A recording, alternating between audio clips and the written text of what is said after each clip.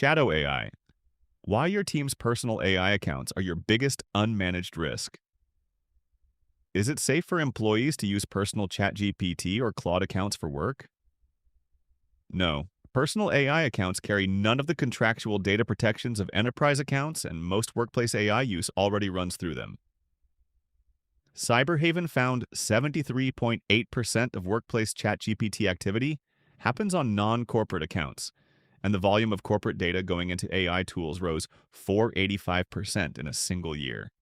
Cyberhaven 2024. The risk isn't rogue employees, it's the absence of a governed alternative. The fix is to channel AI use through enterprise accounts with real data controls, not to ban it, which research shows simply drives it underground. The number that should reframe how you think about AI risk. Most leaders picture shadow AI as a discipline problem, a few employees breaking the rules. The data says it's the opposite. It's the default. 73.8% of all workplace ChatGPT usage happens through personal, non-corporate accounts. Accounts your company doesn't own, can't see, and never agreed to terms with. Cyberhaven Q2 2024 AI Adoption and Risk Report, drawn from 3 million workers. For Google's tools, the number is starker still. 94.4% of workplace Gemini use ran on personal accounts, and the trend isn't slowing. The volume of corporate data flowing into AI tools grew 480% between March 2023 and March 2024. This is not a story about people who don't follow the rules. It's a story about companies that never gave their people a safe way to do the thing they were always going to do anyway.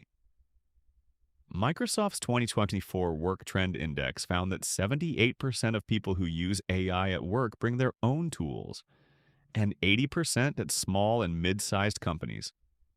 They aren't waiting for IT to issue a platform. They've already started on their own logins with whatever was in their browser. So the question for a mid-market leader isn't whether your team uses AI. It's whether the AI they use is one you can govern. Right now, for most companies, the honest answer is no. And the gap between AI we control and AI our people actually use is where the risk lives. The broader dimension of this is explored in the liability case for personal AI accounts in business. And it extends further than most legal teams have mapped. The question for a mid-market leader isn't whether your team uses AI, it's whether the AI they use is one you can govern. There's a comfortable version of this story where the exposure is theoretical. Maybe someone, somewhere, might pay something sensitive. The data refuses to let you stay comfortable. Cyberhaven's follow-up research found that 34.8% of all the data employees feed into AI tools is now sensitive, up from 10.7% just 2 years earlier. And the most regulated category is among the most exposed. In the 2024 data, 82.8% of the legal documents employees put into AI tools went to shadow accounts. The material going into ungoverned AI is getting more sensitive over time, and the overwhelming majority of it is landing in the accounts you can't see. What personal account actually means for your data? The phrase personal AI account sounds harmless, like using a personal Gmail to fire off a quick note. It isn't. The difference between a personal account and an enterprise one is the difference between a conversation in a glass-walled office and a conversation on a stranger's phone. Same words, completely different exposure. 4 distinct risks sit underneath that difference, and each one compounds quietly while the tool feels helpful. The training data trap. The most consequential difference is what happens to whatever gets typed in, and it's almost entirely invisible to the person doing the typing. Consumer AI accounts and enterprise AI accounts operate under fundamentally different data agreements, and the defaults are not the same across providers. On consumer ChatGPT, Free plus Pro, inputs may be used to train the model by default. With an opt-out, the user has to go find and toggle. On enterprise and team plans, that's reversed. Business inputs aren't used for training. Anthropic moved its consumer Claude accounts to an opt-in training model in September 2025, while keeping enterprise accounts excluded entirely. The asymmetry that matters isn't AI trains on your data versus AI doesn't. It's that the protection depends entirely on which account someone happens to be logged into, and the defaults differ by provider in ways no employee can reasonably assess. Shadow AI is an informed consent failure, not a malice failure. Read that twice because it reframes who's at fault. Your best people aren't being reckless. They're using a tool that's genuinely useful, under terms they have no realistic way to evaluate, because no one gave them a governed alternative. The marketing strategist drafting positioning in a personal ChatGPT account isn't trying to leak your roadmap. They simply have no way to know that the same prompt, on the same model, would be contractually protected on an enterprise seat and potentially retained on a personal one. The exposure is structural, not behavioral. And structural problems don't get solved with sternly worded emails. The offboarding time bomb: personal accounts travel with the person. This is the risk almost no one accounts for because it doesn't show up until someone leaves. When a product lead joins a competitor, the months of strategy sessions, unreleased roadmaps, pricing logic, and half-formed acquisition thinking they worked through in their personal ChatGPT history walk out the door with them. No NDA covers it because the data was never on a company system to begin with. You cannot wipe a device you don't own. You cannot claw back a conversation history you never had access to. The institutional knowledge your departing employee thought out loud with an AI is now sitting in a personal account, under their control indefinitely. The most overlooked shadow AI risk is offboarding, when an employee leaves their personal AI account and the full history of strategy, pricing, and unreleased work they reasoned through inside it leaves with them. It's the one form of IP loss that no exit interview, device wipe, or non-disclosure agreement can reach: the audit trail and compliance gap.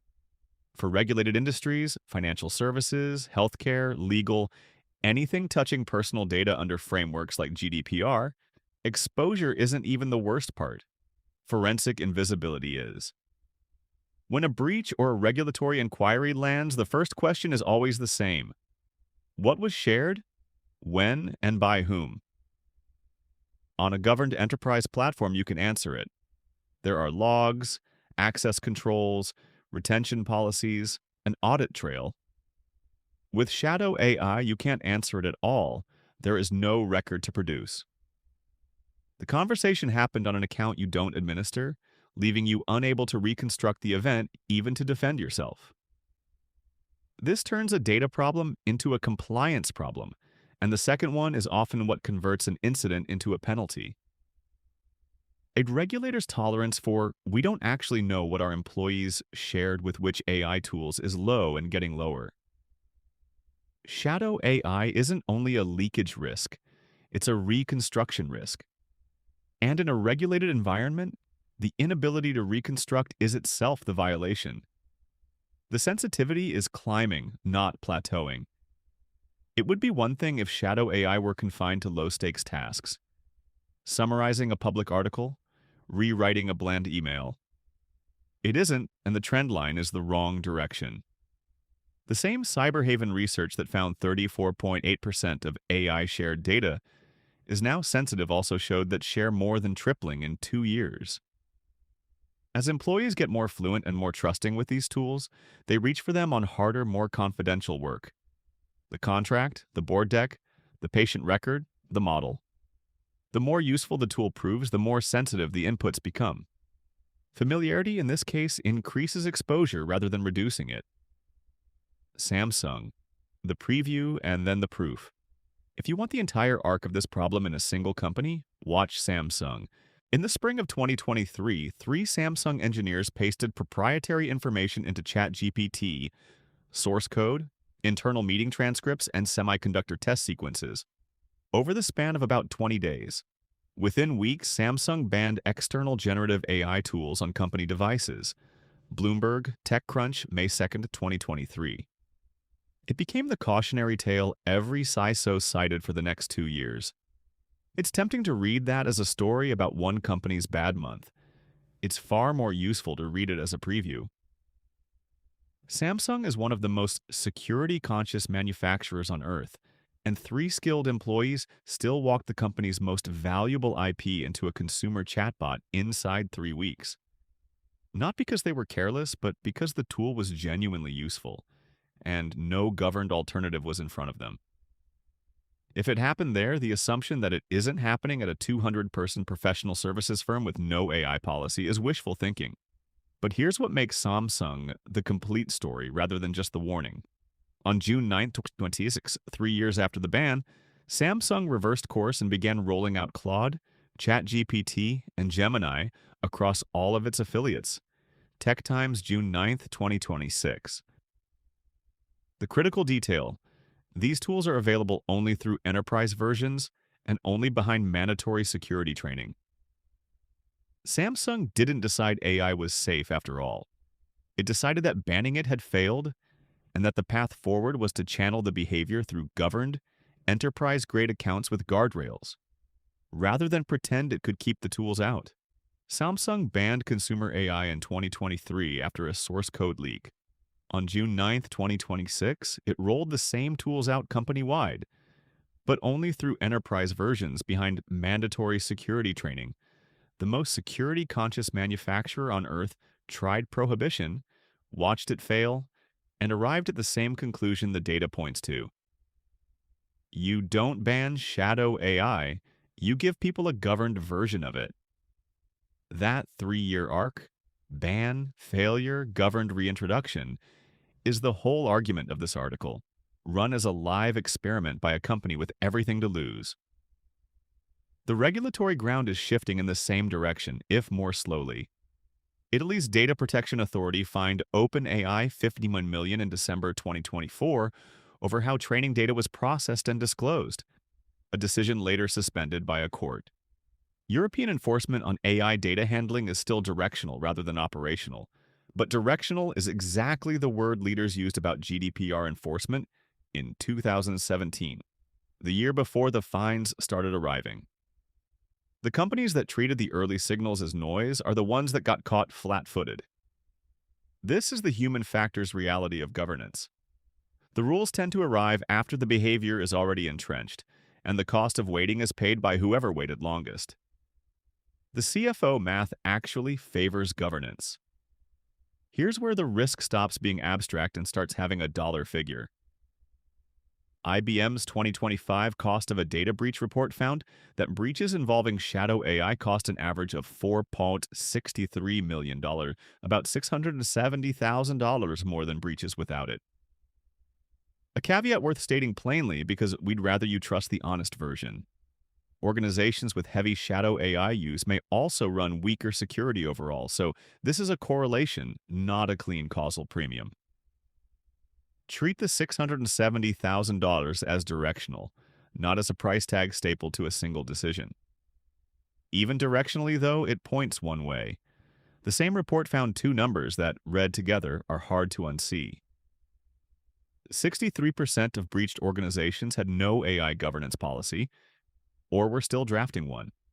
And 97% of organizations that suffered an AI-related breach lacked proper AI access controls. The breaches are clustering precisely where the governance isn't. That's not a coincidence you want to be on the wrong side of. Now set that exposure against the cost of doing it right. Enterprise AI seats run roughly $20–$30 per user per month. For a 100-person company putting governed AI in the hands of everyone who'd realistically use it, that's somewhere around $24,000 to $36,000 a year in licensing. Against a 6- or 7-figure breach exposure and the regulatory and reputational tail that follows it. Enterprise AI accounts cost roughly $20 to $30 per user per month. A shadow AI-related breach costs an average of $4.63 million, IBM 2025. For most mid-market companies, governed AI licensing for the whole team runs a fraction of a single bad afternoon, making this one of the rare governance investments where the math isn't a judgment call. This is the argument that lands in a finance review, and it's worth making in those terms. You are not being asked to spend money to prevent a hypothetical. You're being asked to spend a known, modest, budgetable amount to retire a known, large, unbudgeted one. The protected version of the tool your people are already using costs less than the deductible on the risk it removes. Why banning it backfires, and what to do instead? The instinct, once a leader sees these numbers, is to lock it down. Block the domains, issue the policy, move on. It feels decisive, and it's almost entirely ineffective. The data says so directly. BCG's 2025 AI at Work study, more than 10,000 workers across 11 countries, found that 54% of employees would use unsanctioned AI tools even if their company restricted them, rising to 62% among millennials and Gen Z. A ban doesn't end shadow AI. It relocates it onto personal phones, home laptops, and side browsers where you have even less visibility than before. You don't reduce the risk. You blind yourself to it, and you teach your most AI-fluent people that the official channel is the enemy of getting work done. The approach that actually holds up is the opposite of prohibition. Laura calls it the governance covenant. The rules only work when they protect the people following them, not just the company writing them. In practice, that means channeling, not blocking. Giving people a governed version of the thing they already do, good enough that they choose it freely. Prohibition versus channeling. This is no longer theoretical, and the proof points have stacked up fast. Samsung's June 2026 reversal is the headline example, but the platform vendors have reached the same conclusion. At RSAC 2026, Microsoft introduced controls in Edge for Business that detect when an employee is about to send sensitive data to an unsanctioned AI tool and redirect the prompt into the governed, tenant-isolated Microsoft 365 Copilot instead. The framing in Microsoft's own announcement was telling. The goal isn't to prevent it entirely, but to channel it through secure, governed pathways. And there's quantitative support too. Netscope's data showed that in organizations which deployed managed alternatives, personal account use of generative AI fell from roughly 78% to 47% of users. Not eliminated. Cut nearly in half by the simple act of offering something better. BCG found 54% of employees would keep using AI tools their company banned, 62% among younger workers. Prohibition doesn't eliminate shadow AI, it removes your ability to see it. The governance that works gives people a safer version of what they're already doing, not a rule that assumes they'll stop. For a mid-market company, the channeling move has 5 parts, and none of them require an enterprise IT department to execute. 1. See it before you govern it. Find out which AI tools your people are actually using. And do it through an honest, amnesty-based conversation, not surveillance. Ask. People will tell you if telling you doesn't get them in trouble. You cannot govern what you refuse to look at, and the act of asking signals that you're solving the problem with them, rather than at them. 2. Provide the sanctioned tool first. Before any policy, deploy governed enterprise accounts for the AI tools your people are actually using. Not a committee's preferred vendor, but the one already in their browser history. Adoption follows the path of least resistance. Your job is to make the safe path the easy one. A policy that arrives before a tool is just a list of things people can't do. A tool that arrives first makes the policy feel like permission, not restriction. 3. Put real controls behind it. Enterprise plans give you what personal accounts structurally cannot. Data that isn't used for training, audit logs, access controls, and in many cases, data loss prevention integration and configurations suited to regulated work. These aren't features to evaluate someday. They are the entire reason the enterprise account exists and the specific gaps that make shadow AI dangerous. 4. Write a policy people can actually follow. A one-page document that says, here's the approved tool, here's what's fine to put in it, here's what isn't, and here's who to ask when you're unsure, beats a 40-page policy nobody reads. The test of an AI policy isn't its thoroughness. It's whether the people governed by it can recall what it says without opening it. Samsung's reintroduction came paired with mandatory security training for exactly this reason. The guardrail only works if people understand it. 5. Name the owner. Decide and write down who owns AI governance. Not the technology, the governance. In most mid-market companies, this isn't the IT person. It's a business decision about acceptable risk, and it belongs with someone who can actually make that call and be accountable for it.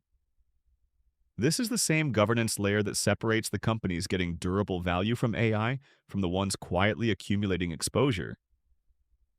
An unowned risk is, by definition, an unmanaged one. The deeper point, this is a context problem, not a control problem. Step back from the breach statistics, and there's a more useful way to see what shadow AI actually is. Your employees aren't reaching for personal AI accounts because they're reckless. They're reaching for them because those tools make them genuinely better at their work, and the company hasn't offered a governed way to do it. Shadow AI is the visible symptom of an invisible gap.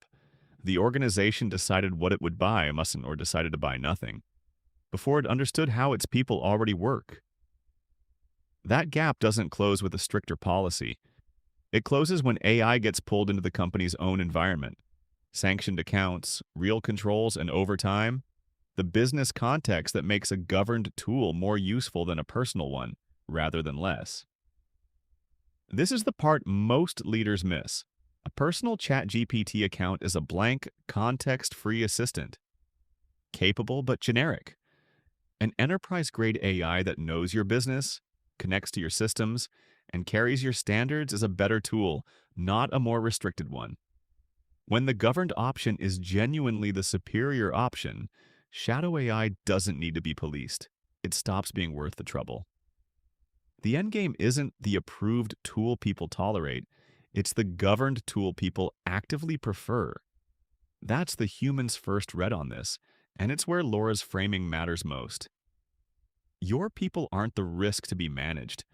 Through where they go when no one is watching, they are already showing you, precisely, daily, honestly, what they need to do their best work. Governance done well doesn't fight that signal. It answers it.